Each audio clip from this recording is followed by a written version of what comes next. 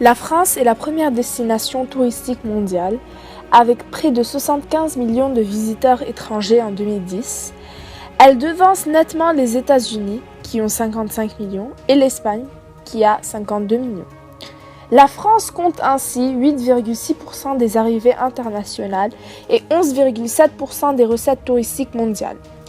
Les pays européens proches fournissent les continents des touristes les plus importants.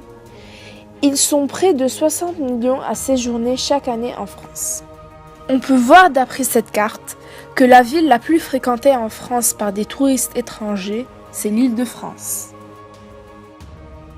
Nous nous demanderons donc ici, quels sont les enjeux et les défis du tourisme à Paris ? Donc, pour répondre à cette question, nous verrons dans un premier temps la légitimité du tourisme à Paris et dans un deuxième temps, comment cet énorme succès crée de nouveaux défis à relever pour la ville de Paris. Une destination touristique doit avoir une légitimité, c'est-à-dire qu'elle doit être capable de se différencier des autres. Dans ce cas-là, il faut qu'une destination touristique ait des réseaux propres en termes d'hébergement, ainsi qu'une attractivité que les touristes ne peuvent trouver ailleurs. C'est la raison pour laquelle une légitimité touristique repose sur deux facteurs: la capacité à accueillir les visiteurs et la capacité lui permettant d'y séjourner. Par ailleurs, ces dernières années, on constate le développement de l'hébergement touristique non marchand. Les visiteurs séjournent le temps des vacances ou d'un week-end, chez leur famille ou chez des amis. Ce type d'hébergement devient de plus en plus important.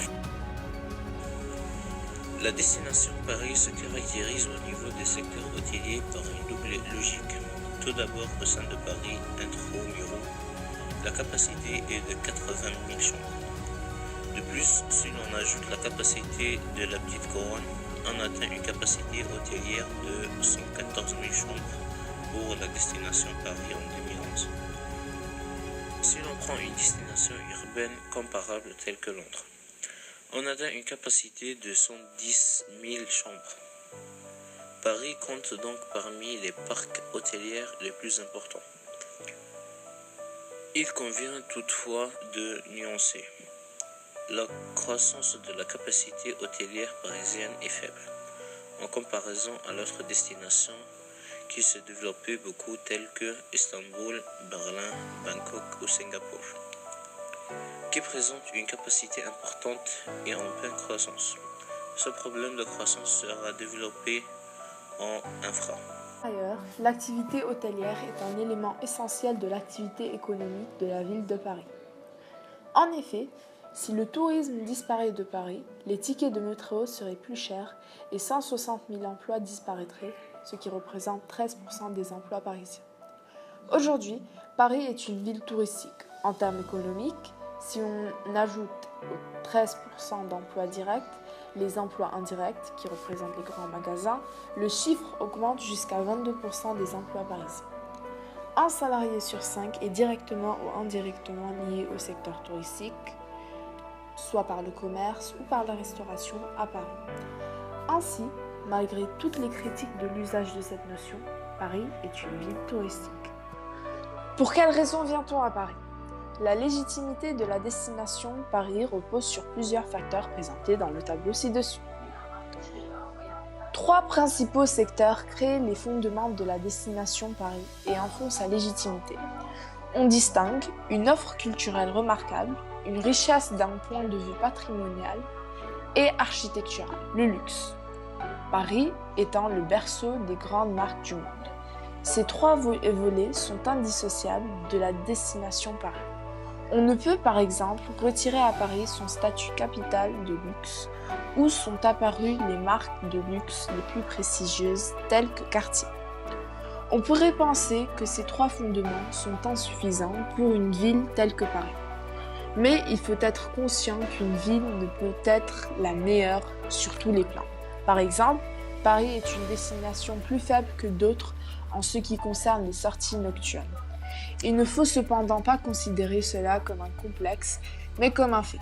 De plus, Paris est plus légitime d'un point de vue touristique que de nombreuses autres villes. Certes, Paris connaît un succès énorme au niveau de son tourisme, mais cette réussite va créer de nouveaux obstacles à franchir. En effet, l'activité des hôtels varie en fonction des fluctuations des activités économiques mondiales et nationales. On constate par exemple des baisses du taux d'occupation lors des crises économiques et des chocs pétroliers ces derniers temps. À présent, le taux d'occupation est d'environ 80%. Pour rester concurrentiel, Paris a compris qu'il fallait qu'elle développe son secteur hôtelier. Mais paradoxalement, le développement du parc hôtelier parisien est en paralysie ces dernières années. Cela est dû au coût très élevé d'immobilier dans la capitale, dû à la très faible disponibilité des terrains et à l'inflation. On s'aperçoit donc que la capacité hôtelière a très peu augmenté, seulement d'une dizaine de milliers de chambres. Ce faible développement n'est pas suffisant pour subvenir aux besoins de la ville de Paris. Au contraire, l'emploi dans ce secteur devrait y être développé. En effet, on remarque que les villes dans la banlieue de Paris ne sont pas équipées pour accueillir des touristes. Ce problème de la capacité d'hébergement explique les prix importants dans la capitale. Effectivement, le prix constitue la seule variable qui est modifiable. Les 3 et 4 étoiles sont de plus en plus nombreuses. Paris devient une ville très chère, marquée par une gentrification touristique, ce qui ne permet d'accueillir qu'un certain type de clientèle. Cela est particulièrement problématique pour l'accueil des jeunes étudiants et l'enjeu d'avenir qu'ils représentent. La question du prix élevé de l'hébergement nous amène à citer l'hôtellerie de grand luxe. Cette hôtellerie est importante à Paris, mais en termes de capacité, les hôtels de grand luxe est faible. Elle représente en effet 1600 chambres, mais en revanche, elle génère pourtant de nombreux emplois. Le prix moyen d'une chambre à Paris est supérieur à 700 €, ce qui rend Paris la ville la plus chère au monde. De plus, en termes d'évolution, la destination de Paris a un taux de croissance extrêmement faible. Le développement de son tourisme est en retard par rapport aux autres destinations du même type. Paris constitue une destination extrêmement attractive et une ville très vivante, qui accueille de plus en plus d'habitants. Cependant, 3 problèmes majeurs se posent pour la destination.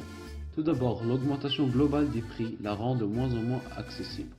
De plus, la ville est obligée de faire un état des lieux tous les 3 mois afin d'améliorer et de renforcer la sécurité de certains sites, notamment au bord de certains hôtels qui sont la cible privilégiée des pickpockets.